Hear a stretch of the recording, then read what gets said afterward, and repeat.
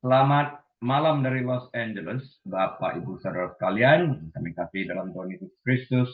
Selamat berjumpa kembali dengan kami dari Restoration Christian Church di Los Angeles.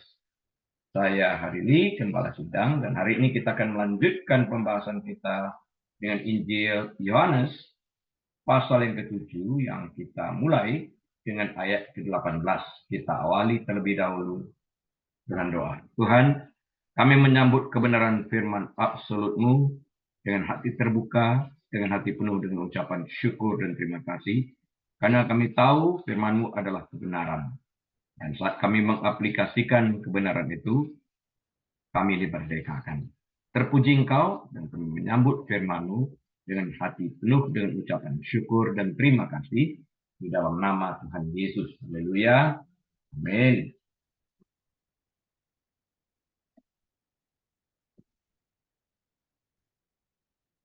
Baik, Bapak Ibu Saudara sekalian, kita buka Alkitab kita kepada kitab Injil Yohanes pasal yang ke-7 ayat yang ke-18.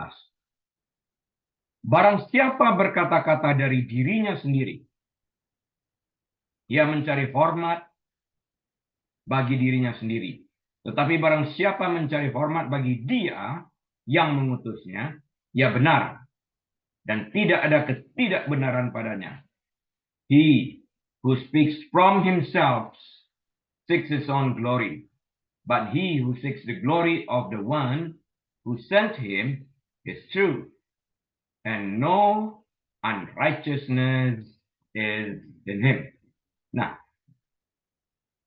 daripada dididik di sekolah rabinik atau memperoleh pengetahuan sendiri, Yesus memuji hikmat yang ada padanya, yang luar biasa itu berasal dari Allah Bapa, dari Bapaknya sendiri. Karena apa yang Bapakku katakan, itulah yang kukatakan kepadamu.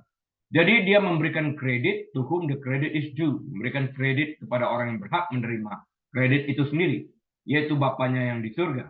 Yohanes 7:16 mengatakan hal seperti demikian. Dalam konteksnya, inilah yang Yesus maksudkan dengan mereka yang berbicara atas dasar otoritasnya sendiri. Meskipun Yesus penuhnya manusia dan sepenuhnya Allah, seperti yang tertulis dalam Kolose 1 ayat 19, misinya di bumi adalah mengikuti kehendak Allah Bapa karena ia datang ke dunia sebagai yang diutus. Yang diutus tunduk kepada si pengutus. Dia yang adalah Allah, equal Allah dengan Allah Bapa, sebagai Allah Putra, dengan Allah Roh Kudus. Semuanya sama. Tapi karena dia yang diutus, sekalipun dia Allah, dia berubah, menjelma menjadi manusia, dan sebagai manusia yang diutus dalam wujud manusia, dia menaklukkan dirinya kepada kehendak Bapa. Sekalipun dia adalah Allah, dia juga adalah manusia. 100%. Jadi yang diutus tunduk kepada si pengutus. Karena pesan yang Yesus sampaikan adalah pesan dari Allah, maka Allah patut diberi penghargaan atas pesan tersebut. Salah satu hal yang kita bicarakan di masa yang lampau, Yesus tidak pernah mempergunakan formula seperti yang dilakukan para nabi di dalam kitab Perjanjian Lama. Thus says the Lord. Demikianlah firman Allah. Dia nggak menggunakan itu. Dia mengatakan, verily, verily, I say unto you. Truly, I say unto you. Sesungguhnya, aku berkata kepadamu.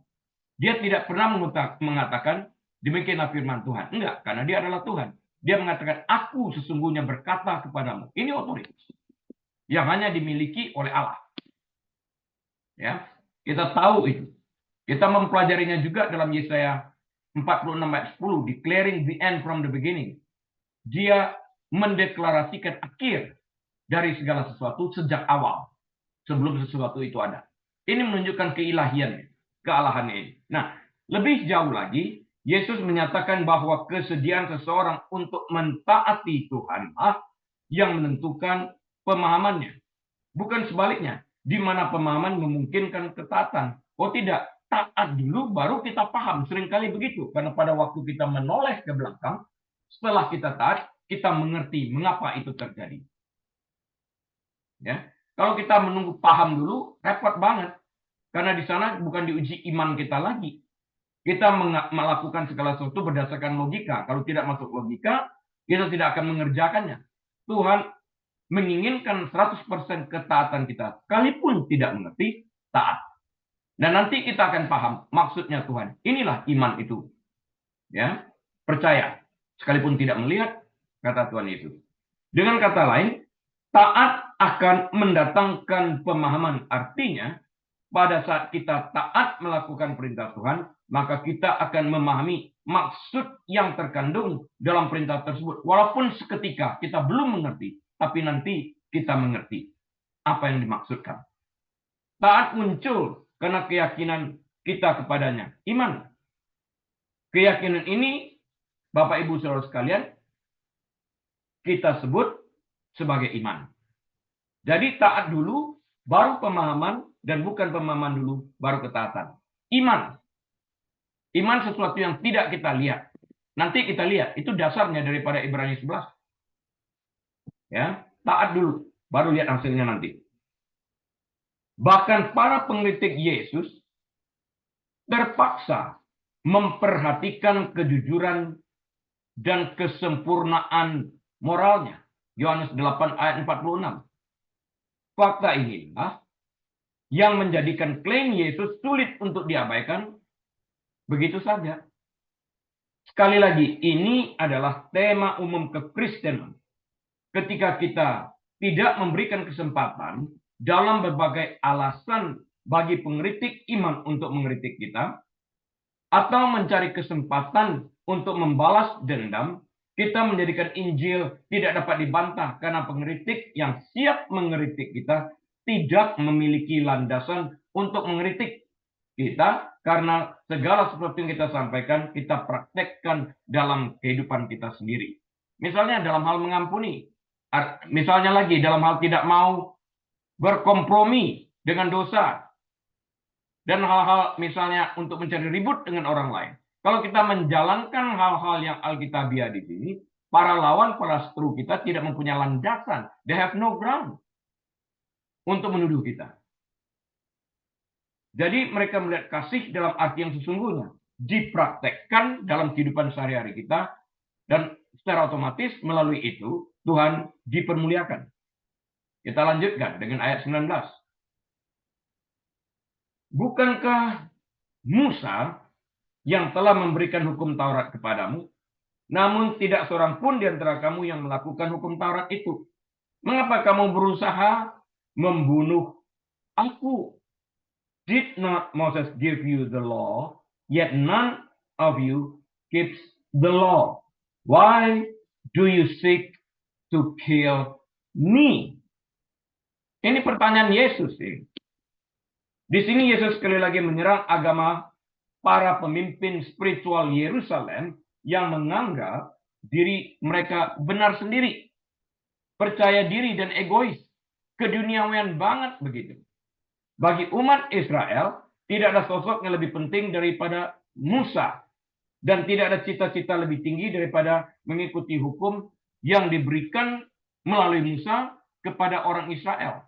Mereka memiliki hukum itu, tapi sekedar memiliki, ibarat buku yang telah kita beli, kita taruh di rak buku. Mereka tidak mempraktekkan hukum yang diberikan kepada mereka. Namun mereka begitu bangganya. Karena hukum diberikan kepada orang Israel melalui Musa. Musa ini menjadi patokan mereka. Orang yang mereka cari banget. Yang dimuliakan. Ya. Tapi mereka tidak melakukan hukum itu sendiri yang tertulis yang diberikan kepada mereka melalui Musa. Di dalam hal ini. Nah, Yesus sendiri mengatakan, ia menggenapi hukum Taurat, bukan menghilangkan hukum Taurat itu. Dan pada dasarnya yang telah kita pelajari juga adalah bahwa kepenuhan daripada hukum Taurat itu dipenuhi dalam dua hal. Mengasihi Tuhan dengan segenap hati, segenap kekuatan, segenap jiwa. Yang pertama, dan kedua, yang sangat pentingnya adalah mengasihi sesama manusia. Ini cuma dua kelihatan dari 613 hukum yang tertulis. Disingkat juga dalam 10 perintah Allah. 4 yang pertama mengasihi Allah, 6 yang terakhir dan 10 perintah Allah mengasihi manusia. Namun tidak satu manusia pun yang secara sempurna dapat melakukan kedua hal ini setiap hari di dalam kehidupan kita. Ada aja yang mengganjal. Ada aja yang membuat kita jengkel. Ada aja yang membuat kita marah di dalam hal ini. Kita tidak sempurna di dalam hal ini. Tapi puji Tuhan, keselamatan kita tidak dipengaruhi oleh apa yang kita kerjakan, tapi oleh kemurahan Tuhan yang menebus upah dosa kita di dalam Kristus Yesus, Putra Tunggalnya melalui kuasa darah. Itu hal yang paling penting kita ingat di dalam hal ini. Bagi Yesus, kritik terhadap kepatuhan mereka terhadap hukum merupakan sebuah serangan terhadap identitas mereka. Punya hukum, tapi nggak dilaksanakan. Ibarat punya mobil, tapi jalan kaki. Ngapain? Ini adalah kritik yang Yesus ajukan selama ini. Yohanes 5 ayat 39-47. Dan akan diungkitnya lagi dalam Yohanes 8 ayat 39-44. Hal ini sesuai dengan poin yang Yesus sampaikan di ayat 17 dan 18 dari Yohanes 7 ini. Bahwa mereka yang menolak untuk mentaati Tuhan tidak akan memahami kebenaran. Mereka nggak tahu, nggak pernah taat. Jadi bagaimana mereka tahu itu sebuah kebenaran jika mereka tidak pernah mempraktekkannya, nggak pernah taat. Sekedar tahu doang. Nah, sekedar tahu doang itu adalah pengetahuan yang dimiliki oleh alam pikiran kita nih, knowledge. Sedangkan iman adanya di dalam hati. Yang lebih buruk lagi adalah apa? Yang lebih buruk lagi adalah penolakan mereka untuk menerima Yesus sebenarnya. Merupakan penolakan terhadap kitab suci yang mereka akui sebagai kebenaran. Yesus adalah firman Allah yang hidup. Menolak Yesus berarti menolak firman itu sendiri. Jika firman ditolak, nggak ada firman lagi. Jika kebenaran ditolak, tidak ada kebenaran lagi di dalam hal ini. Jika mereka menganggap sesuatu yang lain adalah kebenaran, itu adalah kebenaran yang palsu. Kebenaran palsu tidak pernah akan membawa kepada pertobatan sejati. Fake repentance. Fake repentance selalu mengorbankan orang lain di dalam hal ini. Ya, mencoba memanipulasi orang lain. Seperti yang dilakukan orang-orang Farisi, berdoa di pinggir jalan, ya, supaya kelihatan seakan-akan suci. Benar. Berdoa dengan kata-kata yang panjang. Tapi Yesus mengatakan, bukan di sana terletak kesucian seseorang. Dari buahnya kita mengenal apakah seseorang itu benar di hadapan Tuhan, bertobat dengan benar, sehingga menghasilkan buah yang sesuai dengan pertobatannya. Nah, meskipun banyak orang yang skeptis, Yohanes 7 ayat yang ke-20, Yesus sadar betul bahwa para pemimpin agama di Yerusalem berusaha membunuhnya dengan tujuan menghujat. Yohanes 5 ayat 18. Jadi jelas di sini mereka memasang jerat mengatakan Yesus menghujat supaya mereka kelihatan seakan-akannya benar. Karena dengan menjatuhkan Yesus melalui fitnahan, menghujat, mereka kelihatan benar dari pandangan orang. Jadi mereka memasang perangkap karena mereka tidak bisa mengontrol Yesus. Saya ulang, karena mereka tidak bisa mengontrol Yesus, mereka mencoba mengontrol orang lain dengan membuat sebuah rekayasa bahwa mereka jauh lebih benar dengan mengatakan Yesus menghujat di dalam hal ini. Ini kalau kita lihat di dalam dunia kedokteran, di dalam dunia ilmu jiwa, ini sikap yang dimiliki oleh orang-orang narsis. Orang narsis suka mengontrol orang lain. Kalau mereka nggak bisa kontrol orang lain, maka dia mempergunakan orang lain untuk mengontrol dan memanipulasikan bahwa orang tersebut tampak buruk atau tampil buruk. Ya.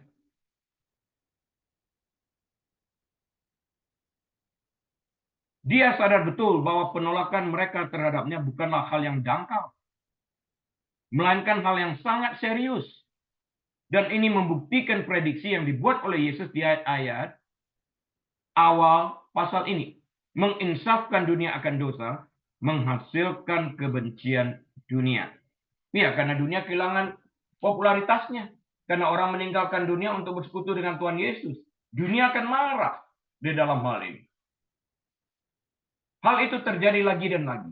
Waktu kita mendekat kepada Yesus, dunia menghalangi kita. Dunia hadir, tampil sebagai oposisi. Nah sekarang apakah kita kuat menahan oposisi tersebut? atau kita give up, mengalah, menyerah, belly up. Kalau itu yang kita lakukan, maka iman kita terlalu cetek dalam mengikuti Yesus.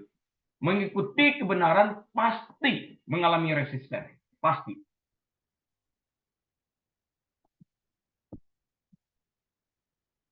Kita lihat juga Daud kan, tanpa Goliat yang menjadi oposisi, dia nggak sampai kepada raja. Nggak mungkin. Sadrak, Mesak, dan Abednego tanpa mengalami oposisi, dibakar mereka di dalam dapur perapian, dan tapi keluar sebagai pemenang, Allah Israel tidak akan dikenal di sana.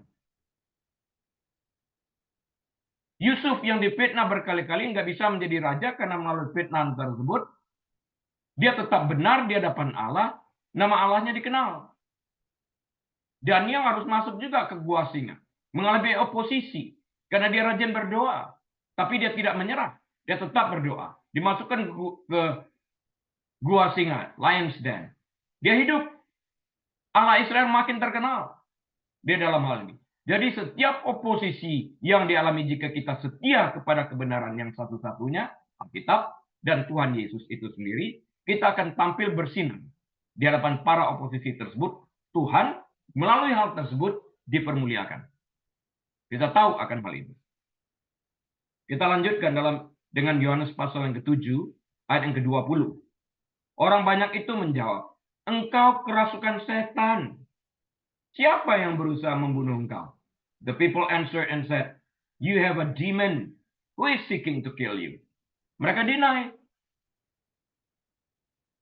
Ya, seakan-akan mereka nggak mau bunuh. Padahal itu ikhtiar mereka. Orang-orang yang berada di sekitar mereka juga tahu bahwa para pemimpin agama Israel ini, orang-orang Farisi ini berusaha membunuh Yesus. Mereka tahu itu. Di sini mereka deny, menuduhkan bahwa Yesus kerasukan. Ya, mereka memutarbalikkan, gaslighting kalau bahasa hari ini. Dalam terminologi di zaman Yesus, mengatakan kepada seseorang bahwa mereka kerasukan setan, sama dengan mengatakan, kamu gila, you are crazy, you are insane, you are out of your mind. Itu pernyataan yang dikatakan sebenarnya, menuduhkan hal ini kepada Yesus. Kerumunan orang pada perayaan Hari Raya Pondok Daun ini terdiri dari orang-orang lokal Yerusalem, serta mereka yang datang dari daerah terpencil juga. Beberapa dari orang-orang tersebut mungkin tidak begitu familiar dengan bentrokan Yesus dengan para pemimpin agama di Yerusalem, karena mereka bukan lokal. Ya, oleh karena itu ketika Yesus mengatakan bahwa ada orang yang mencari kematiannya, artinya ingin membunuhnya, Yohanes 7 ayat 19 tadi, sebagian dari orang banyak menganggap klaim tersebut sebagai omong kosong. You are sick. You are insane. Ya, dikatakan kamu kerasukan. You have a demon. Meski begitu, beberapa orang di antara orang banyak mengetahui, mereka tahu, mereka sadar bahwa para pemimpin agama di Yerusalem memang berusaha untuk membunuh Yesus. Mereka menginginkan dari dasar hati mereka yang terdalam akan kematian Yesus. Oposisi. Mereka nggak suka melihat apa yang Yesus kerjakan. Inilah salah satu alasan mengapa rumor tentang Yesus kebanyakan dirahasiakan sampai kemunculannya di tengah-tengah pesta. Supaya jangan bentrok sebelum waktunya. Jadi dia pergi ke pesta perayaan Pondok Daun itu tanpa saudara-saudaranya ini. Dia pergi secara tersembunyi. Karena dia ingin menonjol. Gak pengen heboh di sana. Baru setelah 3 hari dia mulai masuk ke bait Allah dan mengajar di sini. Dia tidak mencari crowd. Dia tidak mencari popularitas. Dia ingin menyampaikan kebenaran sebagaimana kebenaran itu adanya. Menerima atau menolak kebenaran itu ada pada pribadi yang bersangkutan, bukan pada Yesus. Di dalam hal ini, faktanya mereka lebih sadar akan pertikaian antara Yesus dan para pemimpin Yahudi, akan mulai mempertanyakan para ahli Taurat dan orang Farisi dapat atau ingin membungkam Yesus. Mereka ingin membungkam Yesus. Padahal dalam hati sanubari mereka sendiri, mereka ingin membunuh Yesus. Oposisi ini akan dihilangkan. Sama seperti Kain membunuh Abel. Apakah dengan matinya Abel ini, dia menjadi benar di hadapan Allah? Enggak. Apakah dengan mematikan Yesus ini, dia berubah menjadi tidak menjadi anak Allah lagi? Oh tidak. Apakah lantas kebenaran itu hilang? Tidak. Apakah mereka otomatis orang Farisi menjadi orang benar dengan menyingkirkan Yesus? Oh tidak. Di dalam hal ini, mereka sayangnya tidak membuka pikiran mereka untuk melihat kebenaran yang benar itu seperti apa. Yesus menyembuhkan orang pada hari Sabat, yang dipermasalahkan hari Sabat, yang besarnya tertinggal, yang besarnya dilalui, yang besarnya tidak kelihatan, yaitu orang-orang sakit yang disembuhkan. Orang lumpuh 38 tahun bangkit berjalan. Dan macam-macam hal lainnya. Mengapa tidak dapat melihat hal-hal yang penting sedemikian rupa dan memfokuskan diri pada hari Sabat? Padahal Yesus juga mengatakan, The Son of Man is the Lord over Sabat. Anak manusia itu adalah Allah atas hari Sabat. Karena hari Sabat diciptakan untuk manusia, bukan manusia untuk hari Sabat. Sehingga diperbudak oleh hari Sabat itu. Oh tidak. Dalam hal ini ya. Jadi kita harus mengerti konteks daripada segala sesuatu yang Yesus kerjakan. Karena yang dia kerjakan itu mengikat. Yang dikerjakan itu selalu bertalian dengan Sang Pengutus Allah Bapa yang ingin menunjukkan jati dirinya di dalam pekerjaan anaknya. Segala yang sesuatu yang kukerjakan ini diperintahkan Bapa kan. Segala sesuatu yang kukatakan kepadamu, aku dengar daripada Bapa. Jadi bukan diriku. Karena itu kembali dia mempermuliakan Bapa dengan mengatakan segala sesuatu berasal daripada Bapa, bukan dari diriku. Sebagai yang diutus. Ini sebagai yang diutus. Jadi dia takluk kepada pengutus. Yohanes 7 ayat 21. Perlu saya tambahkan, sebagai yang diutus takluk kepada si pengutus bukan berarti dia less God. Oh enggak. Dia mengambil posisi sebagai yang diutus aja. Ya. Yohanes 7 ayat 21. Jawab Yesus kepada mereka, hanya satu, saya ulang, hanya satu perbuatan yang kulakukan. Dan kamu semua telah heran. Jesus answered and said to them, I did one work and you all marveled. Nah, ini heran kan?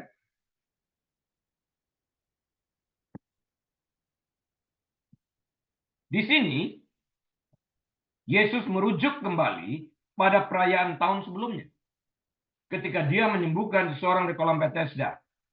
Ya, reaksi para pemimpin agama setempat terhadap tanda itu sangat bermusuhan. Ini they have problem.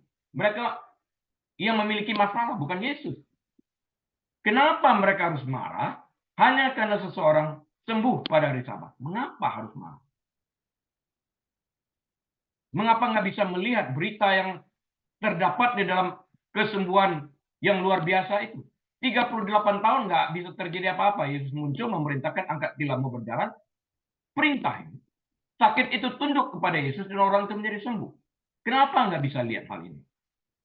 Mereka bermasalah. Sebagian besar permusuhan itu terfokus pada fakta bahwa Yesus telah menyembuhkan orang tersebut pada hari Sabat. Hal itu bertentangan dengan tradisi orang Farisi, tradisi mereka. Mereka tempatkan sama dengan firman Tuhan. Ini nggak baik.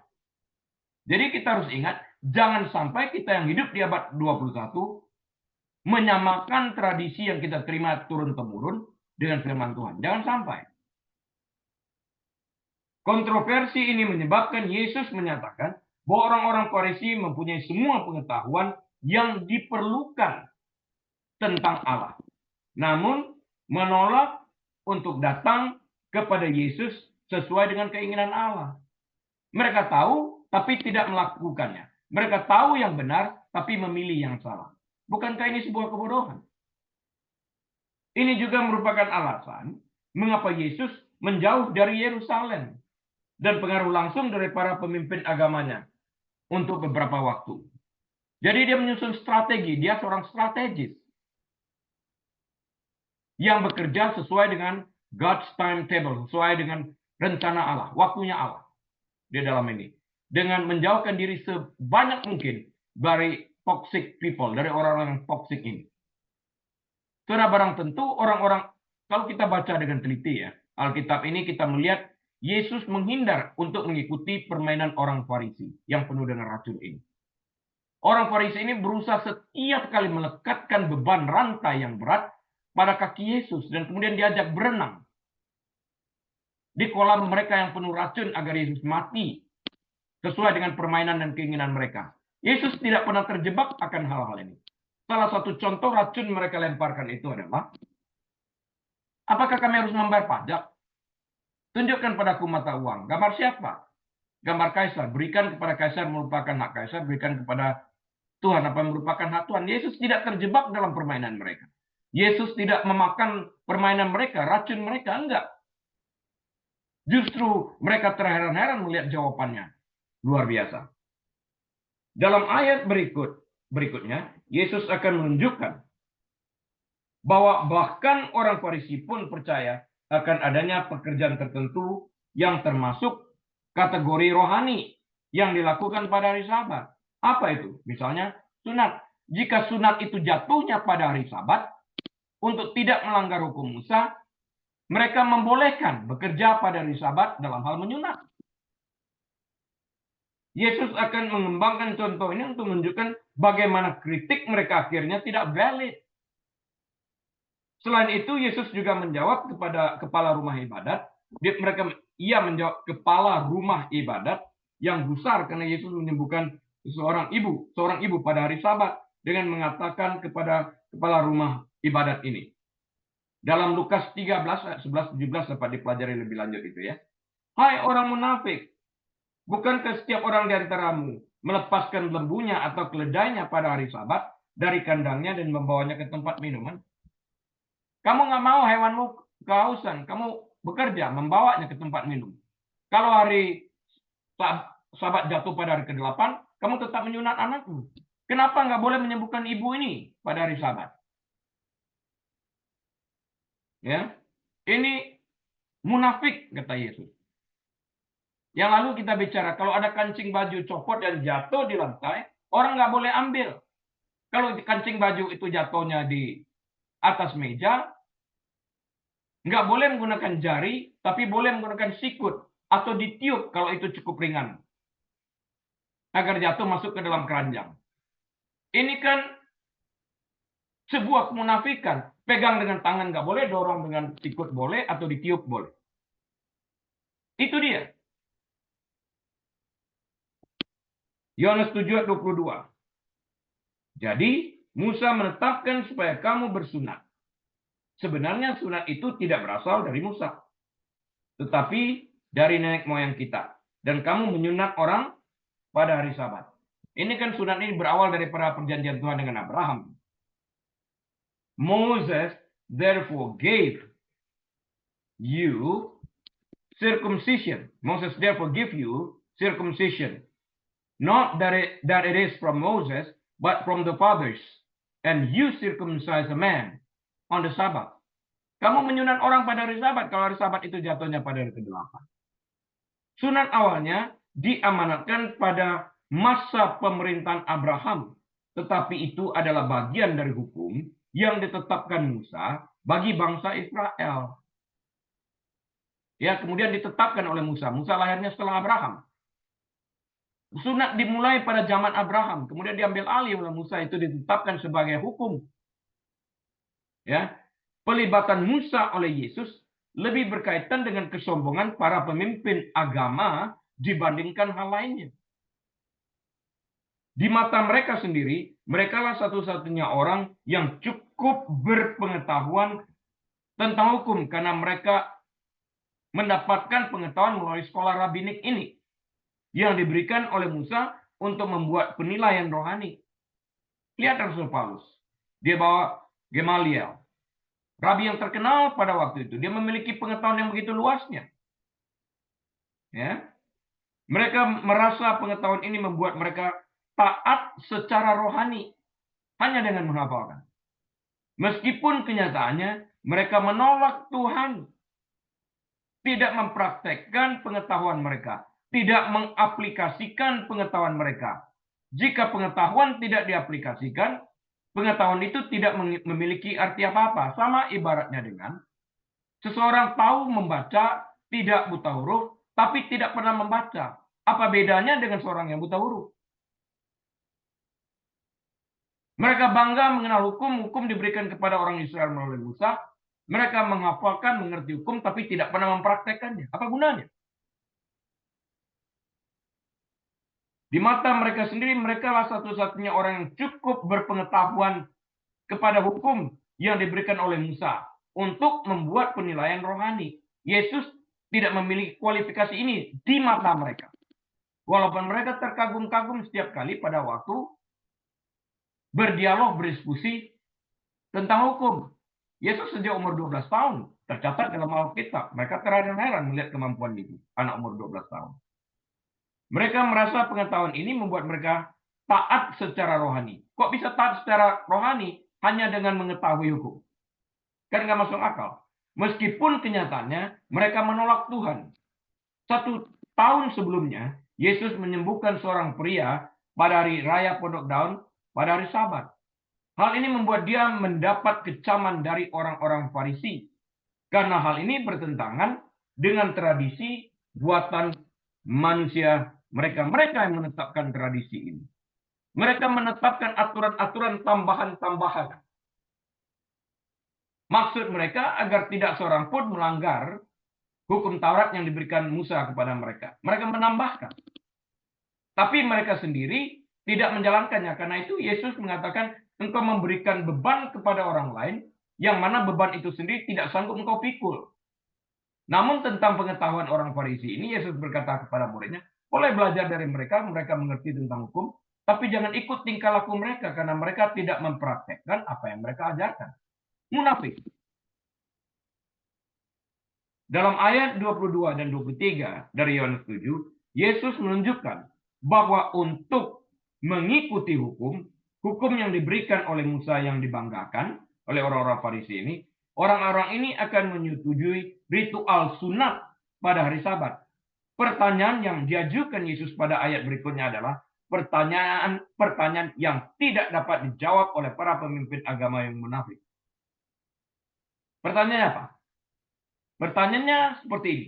Jika engkau boleh melakukan pekerjaan kecil seperti sunat, agar tidak melanggar hukum Musa karena ketetapannya bahwa harus disunat. Dan jika sunat itu jatuh pada hari Sabat, harus dilakukan.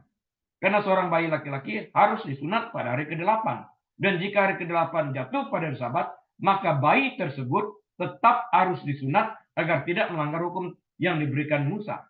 Bagaimana mereka bisa mengkritik Yesus karena menyembuhkan orang-orang lumpuh pada hari Sabat? Kan munafik. Kalau hitung-hitung kerja, Yesus cuma ngomong kok. Angkat tilammu dan berjalan. Ngomong, angkat tilammu dan berjalan. Jalan orang. Ya, melihatlah. Lazarus bangkitlah. Ada pada orang buta juga, dia ludahi lumpur, dia gosok di mata orang. Pergi sekarang. Cuci matamu di kolam Siloam. Nah, kita lanjutkan dengan Yohanes 7 ayat 23. Jikalau seorang menerima sunat pada hari Sabat, supaya jangan melanggar hukum Musa, mengapa kamu marah kepadaku karena aku menyembuhkan seluruh tubuh seorang manusia pada hari Sabat?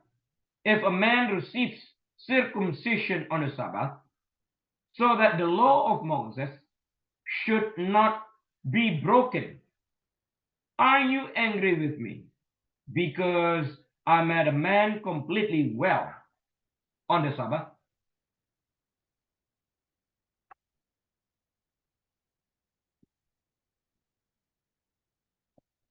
Abraham adalah patriark Yahudi pertama yang melakukan sunat. Ritual simbolik ini dimaksudkan sebagai tanda lahiriah yang terlihat permanen, yang tidak dapat ditarik kembali karena kulit itu tidak pernah dapat tersambung kembali, dan nyata dari hubungan antara Allah dan umatnya, bahwa perjanjian ini mengikat dan tidak dapat dibatalkan. Bangsa Israel melakukan ini. Oleh karena itu, seorang anak laki-laki harus disunat pada hari ke-8 setelah lahir. 8 adalah new beginning. ya dalam biblical numerology. Ya. Perintah itu tertulis dalam Kejadian 17 ayat 12 by the way, ya. Kejadian 17 ayat 12 menulis hukum tentang itu, perintah tentang sunat pada tentang perintah sunat yang diberikan kepada orang Israel juga harus dilakukan jika hari ke-8 itu jatuh pada hari Sabat. Jadi disunat pada hari ke-8. Perintah ini diulangi dalam hukum yang diberikan pada masa pemerintahan Musa, Imamat 12 ayat 3. Tentu saja ini berarti beberapa bayi laki-laki harus disunat pada hari Sabat karena hari ke-8 jatuh pada hari Sabat. Di sini Yesus menunjukkan bahwa orang Farisi memandang hal ini perlu untuk memenuhi hukum Musa dengan benar. Jadi oke melanggar hari Sabat. Munafik kan? Dalam konteksnya, Yesus merujuk pada kontroversi yang timbul ketika dia menyembuhkan seseorang pada hari Sabat. Yohanes 5 ayat 1-9. Maksudnya di sini adalah kemunafikan, hipokrit. Jika melanggar hari Sabat untuk melakukan ritual kecil seperti sunat dapat diterima, mengapa orang Farisi menolak penyembuhan Yesus terhadap seorang pria yang telah lumpuh selama bertahun-tahun, 38 tahun? Why? Sebagaimana dinyatakan dalam ayat berikutnya, masalahnya adalah para pemimpin agama ini bersikap dangkal dan ceroboh dalam mengambil keputusan. Mereka cetek pengetahuannya. Ya. Kita lanjutkan dengan Yohanes 7 ayat 24. Janganlah menghakimi menurut apa yang nampak, tetapi hakimilah dengan adil. Do not judge according to appearance, but judge with righteous judgment. Saya ulang. Janganlah menghakimi menurut apa yang nampak, tapi hakimilah dengan adil. Maksudnya apa? Kamu nampaknya Yesus menyembuhkan orang pada hari Sabat. Itu yang tampak. Kamu anggap itu bekerja. Hakimi dengan adil. Maksudnya apa? Kamu juga sunat pada hari Sabat. Kalau sunat itu jatuhnya pada hari ke-8 adalah hari Sabat. Kamu lakukan. Mengapa aku nggak boleh melakukan hal yang sama dan menyembuhkan orang? Kamu menimbulkan rasa sakit melalui sunat. Aku menyembuhkan orang pada hari Sabat. Mengapa kamu nggak bisa menghakimi dengan adil di dalam hal ini? Jangan menghakimi dengan melihat apa yang ada. Hanya karena hari Sabat yang terlihat. Kamu juga pada hari Sabat menyunatnya jika itu jatuh pada hari ke-8. Why not? Kamu juga membawa hewanmu untuk minum pada hari Sabat. Jangan menghakimi adalah salah satu ungkapan klise yang paling sering digunakan dalam diskusi tentang kekristenan untuk menutup mulut-mulut orang Kristen, mengintimidasi mereka. Jangan menghakimi. Nah, saya ingin beritahu, penghakiman, do not judge. Judge di sana lebih banyak memberikan opini artinya. Jangan berikan opini terburu-buru lah. Lihat dulu. Sebelum kamu melontarkan opini kamu, ketahui keseluruhan cerita dengan benar. Bahwa kamu juga melakukan hal yang sama pada hari Sabat. Ya. Sayangnya, hal ini hampir selalu dinyatakan di luar konteks.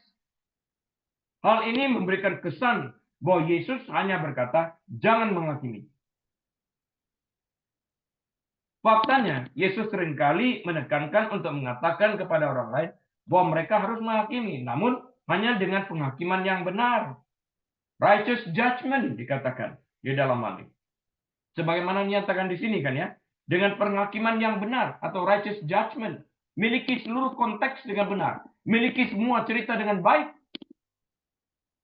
Jangan supaya Yesus kelihatan jahat, engkau kelihatan benar sendiri, padahal engkau melakukan hal yang sama pada hari Sabat dengan menyunat orang. Atau mengeluarkan hewan untuk minum. Yesus sering mengajarkan bahwa kita tidak boleh dangkal dalam menilai orang lain. Namun penting bagi kita untuk memisahkan apa yang baik dari yang jahat. Penting banget di dalam hal ini. Miliki pengertian itu dengan baik. Jadi di dalam menyembuhkan orang pada hari Sabat, Yesus ingin menunjukkan juga empati kepada manusia. Karena dia juga datang sebagai manusia. Wujud manusia sekalipun dia Allah. Berempati di dalam hal ini. Jadi kemanusiaan itu memiliki urutan penting. Yesus juga mengkritik orang Farisi dengan mengatakan, waktu orang Farisi mengatakan, Papa, Mama, apa yang ada pada kami tidak dapat kami berikan lagi kepadamu karena sudah kami berikan kepada Allah. Munafik, katanya. Ya, kemanusiaan itu memiliki ranking penting. Tidak ada suatu apapun yang dapat mengikat atau membuatmu berdosa karena tidak memberi perpuluhan. Karena pada waktu engkau harus menggunakan uangmu yang ada padamu untuk mengongkosi hidup dan mati orang tuamu yang harus dioperasi, apa yang menghalangi engkau untuk memberkati orang tuamu dengan mempergunakan apa yang harus engkau berikan kepada kantong persembahan? Yesus mengkritik tentang hal ini, bahwa manusia itu mendidiki pentingnya di sini untuk menghormati orang tua ini. Di dalam hal ini. Sementara ada gereja yang mengatakan Tuhan dulu dalam konteks yang berbeda. Di dalam hal ini. Ya. Justru dalam kita menghormati Tuhan, Bapak, Papa, dan Mama tersebut dalam konteks waktu kita tidak memiliki uang untuk membiayai operasi mereka, justru kita dapat mempergunakan persembahan yang harusnya kita berikan ke gereja, kita pergunakan untuk kemanusiaan, kesejahteraan daripada orang tua yang harus dioperasi ini. Ini tidak melanggar. Dia memberikan contoh. Lihat waktu Daud dan orang-orangnya datang ke bait Allah minta makan. Roti yang harus dipersembahkan dan hanya bisa dimakan oleh imam, dimakan oleh Daud dan orang-orang. Apakah mereka berdosa? Tidak. Kemanusiaan, mereka lapar kok. Pernyataan ini mengikuti tantangan langsung terhadap otoritas spiritual para pemimpin agama di Yerusalem. Meski tidak mengenyam pendidikan formal, Yesus mengecam para pengkritiknya. Dia mengatakan bahwa mereka keras kepala, tidak taat, dan bahkan mencoba melakukan tindakan kekerasan. Akibatnya, seperti terlihat dalam beberapa ayat berikutnya, penduduk Yerusalem akan mulai bertanya-tanya, apakah Yesus diizinkan berkhotbah karena pihak berwenang sudah tidak berdaya atau karena mereka sudah percaya kepadanya. Yohanes 7 ayat 25-26. Krisis kepercayaan ini akan mendorong para pemimpin Yahudi mengambil tindakan drastis untuk membungkam Kristus.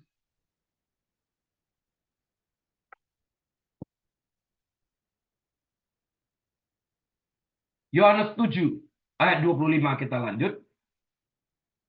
Beberapa orang Yerusalem berkata, bukankah dia ini yang mereka bawa membunuh? Now some of them from Jerusalem said, is this not he whom they seek to kill?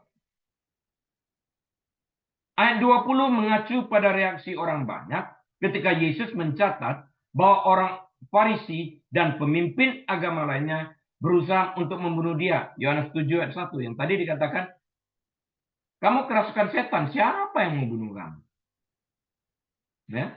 Pertanyaan dalam Yohanes 7 ayat 25 ini menunjukkan kepada kita bahwa tidak semua orang di Yerusalem yang tidak menyadari rencana ini. Artinya sebagian menyadari tentang rencana pembunuhan Yesus terbukti dari cara mereka bertanya, seperti yang tercatat dalam ayat 25 di atas ini.